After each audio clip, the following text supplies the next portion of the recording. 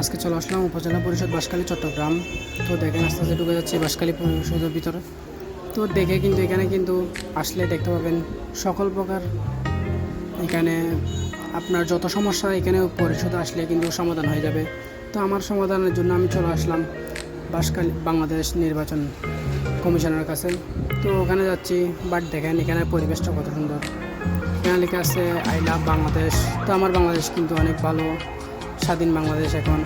তো দেখেন এটা হচ্ছে মুক্তিযুদ্ধের একটি সিন, আর এটি হচ্ছে শহীদ মিনার।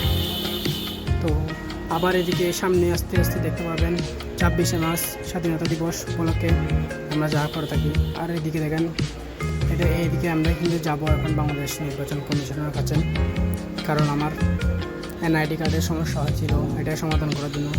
তো আস্তে আস্তে উঠে যাচ্ছি, বাট একটা ভাইয়ের সাথে দেখা হলো। এখন ভাইয়াটা বললো ঘটনা ফেসকে গেছে নাকি, আমারটা এখনও দেখে নেই। তো আমি একদম মন খারাপ হয়ে গেছে, আর কী করবো বুঝতে পারতেছি না, কারণ ভাইয়াটা চলে গেছে। ভাইয়া বলতেছে আবার আরেকদিন ডেট দিয়ে দিয়েছে।